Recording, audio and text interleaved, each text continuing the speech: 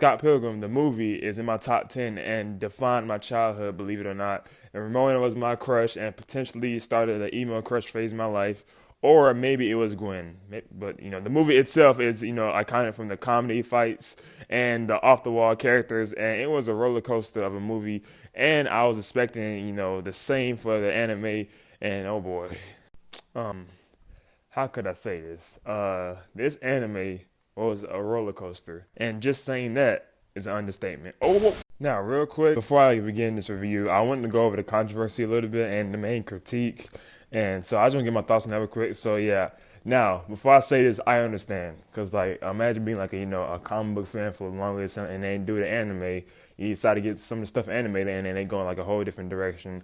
I get it. But as a manga reader, as a fan of manga and anime, that happens, rarely, and I feel like that's more of a different thing because, well, your job is kind of supposed to follow the manga and stuff, while you can enhance some things but not really change the story because that's the purpose of doing anime adaptations. When it comes to comic book adaptation, yeah, I can't really speak too much on that, but I understand criticism, and it kind of does, put myself in your shoes, I do see where y'all coming from. But, I would, kind of appreciate the anime, too, because, imagine that, as its own thing, too, the anime original route they went, I appreciate that, too, because, as long as, I see any Scott Pilgrim character animated, I'll probably be happy. So, yeah, that's what I probably like to say to y'all. And I get it if you're, a big fan of, Scott Pilgrim, the main character, and how, the anime kind of, treated him a little bit. I understand, but, it kind of let the other characters flourish in a way. And that's how I look at it. But then again, I didn't really read the comics like that. I was more of a movie guy than the comic book guy for Scott Pilgrim and the games a little bit. So, yeah. But I understand both sides and stuff. But, yeah, that's my, take on that. But anyways, back to the review. Oh, now, let's begin. So the first episode did what it needed to do, and I was following along and stuff with the movie. And now, as a fan of the movie, how the hell are they gonna cover the whole movie in an anime adaptation? Because the movie's kind of short. Gotta add some stuff to the anime. I was thinking the pacing about to be so slow at first, but my lord, was I wrong? Because they said we'll give you fast pacing by ramping up times 10. Watching the first episode, I was following along, and they was doing a good job adapting the movie. Come on, the Scott Pilgrim main character, of course. Sex Bomb, yes sir, the Jameson classic. Oh, I love it. The first Scott and Ramona encounter, and when I'm seeing Scott finally face his first enemy, Matthew Patel, such a ass name, I'm sorry, fought Matthew, and Matthew won? And now I'm like, oh lord, they're gonna go anime original. Interesting. But I was on board with it because, well, I thought it was a nice, cool, fresh idea, and I'm interested to see where it goes. Man, was I not ready, bro. Watching 8 episodes of a show, I never felt like I watched so much in so little time. It felt like I watched 3 movies and 3 OVAs in the series. There were many individual character arcs, such as Ramona basically becoming the protagonist for 80% of the show, which I loved. Young Neil had its own damn episode, even Matthew had an anime triumphant moment, bro. What is going on? And there were many more I could talk about, but one thing I want to emphasize is I love how they went and dealt with the other characters while also giving them their own story. And I mean, as a big fan of the movie, I noticed how some characters came and went due to the fast pacing of the movie. I never thought about how we barely knew the character and their story, but in the anime, that's where they let loose. And now, of course, I don't know how accurate it is to the comics, but the stories I saw in the anime, I gotta say, it's not a bad one. We all know Ramona's story and her exes, right? But what about them as a person? Matthew Patel wanted to be the boss, but really became the main protagonist, well, in his own world, I say. Roxy, who's probably my favorite out of all the exes, was similar to the movie, but I don't know. The anime, I felt sadder with the backstory than I did in the movie, but, the movie is kind of in a comedy way, but damn, my girl was really alone going through it, bro. And also Gideon, he lost in the beginning to Matthew Patel, once again, at all people, and was hit rock bottom. Then got himself out of it with the dime piece, man, and came back up. Respect. Todd, he has some vegan power thingy, and his relationship with Wallace. was just something I completely did not expect. I was down laughing though. Like every time they interacted, I was just down laughing. I just couldn't believe I was watching. Twins was cool, but had less of a role in that series than I think in the movie. But I get it. They had to fit in the story somehow, and the way they came with the old Scott in the future, I thought that was pretty funny. And Ollie made sense. Now Lucas Lee, another one of my favorite exes. I love how they did him in the anime, bro. The movie, I can never forget him because how he's just such a mean guy. Now in the anime, every time nigga was on screen, I laugh so hard. I can't even describe him. Honestly, this nigga just a vibe, and I see a little bit of Toto in him. If you know, you know. Not even all the exes that had a shine in the anime. All of Scott's friends are awesome. Wallace, well, one of my favorite, a star in his own world, and literally has enough aura to pull niggas towards him apparently. So sex bombs were all great. I love how Niles got a bigger role, and also my favorite character in the series. I have a lot of favorite characters, you can tell, but she had more depth to her character. And in the movie, she's like hilariously obsessed with Scott and got friend zoned. In the anime, it's kind of the same thing, but they developed her into like her own apparent character and like gave her value as like a replacement for the band for Scott Pilgram when he disappeared, and had a new hidden talent. She felt worthy to others, and I like that. So this thing has a bunch of anxiety issues, but you know, also relatable in some way. And Kim, hey, I know I say it a lot, but if I had to give like a favorite character, probably like this nigga keeps saying this shit, it would literally be Kim.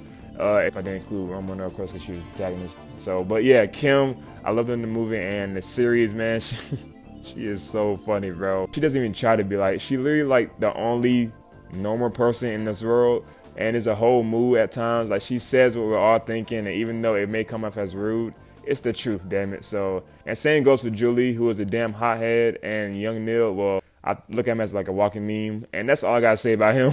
Now, I do get it at how Scott was kind of like in the first episode, and then like literally came back episode 6 or something like that, 6 or 7.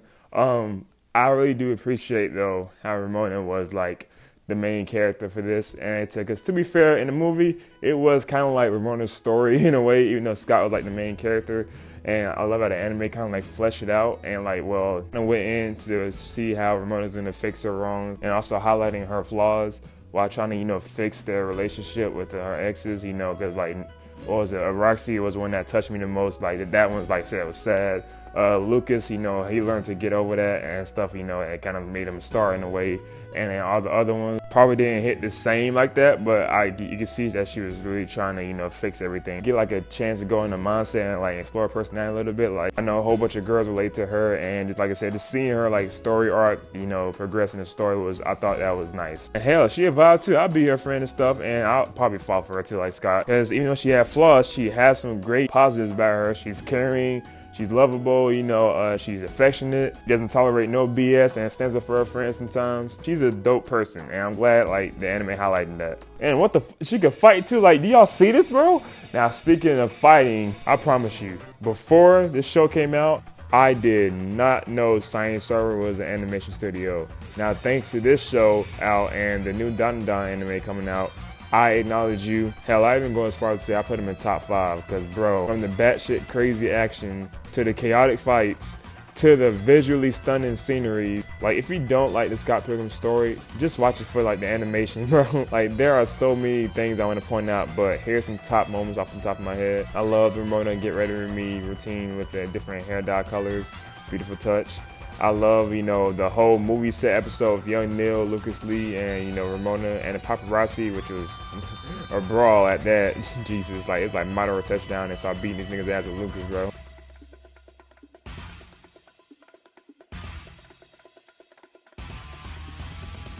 And Ramona skating is always a scene that just repeatedly plays in my head. Future Scott playing with the twins, and actually, I think either referencing or like highlighting the anime song that they play in the anime. Matthew Patel whole play, I thought that was kind of stupid, but in a good way. Wallace Lee literally becoming her own character and getting paid from playing his own character in a biopic about Scott. This nigga's an ultimate finesse, I'm telling y'all, bro. Probably my favorite episode, which was episode 3 when Ramona fights Roxy, which had tremendous animation while telling amazing character stories as well. Like, look at the episode yourselves, man. This shit is just literally pure beauty. Oh my God, bro. Like, the visuals, the black and white, the widescreen angles, bro. Like they know this is cinema, bro. This whole episode was cinema. The way they showed Scott in the future, and especially the last 2 episodes, was literally like on crack with the animation too. So yeah, man, each episode will literally blow you away, or hell, even question what the fuck you're watching. And I think they're executing the wild nature of the whole Scott Pilgrim franchise like pretty good.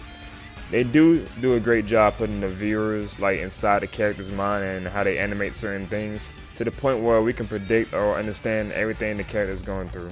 I gotta be honest, I know I praise it a lot, but if I had to critique it, I will admit that even that I knew what to expect, some of the episodes would sometimes lose track of the purpose. Like they start with a goal and then some crazy thing will happen, and then they focus on that for majority of the episode and then go back to the goal the last 2 minutes. Like sometimes it kind of gives like a pointless meaning to it, but like, you know, also to be in a perspective as someone who hasn't seen anything Scott Pilgrim related, it does feel like a lot.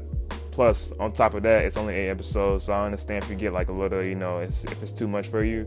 But I enjoyed that. I'm pretty sure others did as well. I just got to point that out for, you know, for the one time. And I appreciate the last episode too, how it was like a big boss fight and everyone came together and fought, you know, it featured Scott, which is something, because that implies so many things that, you know, I'll point out another time. But yeah, no, I like that. And, you know, Scott undeniable love for, you know, Ramona, and Ramona feeling the same way for Scott, because, you know, she felt that way in the movie, but, you know, honestly, they didn't show like a lot of it, so sometimes I kind of feel like he was doing too much for her. But nah, the anime made it go both ways, because Ramona, you can literally see why she wanted to bring him back and find him. The love is in the air for both of them, and that made me happy. Made me happy for Scott, happy for Ramona.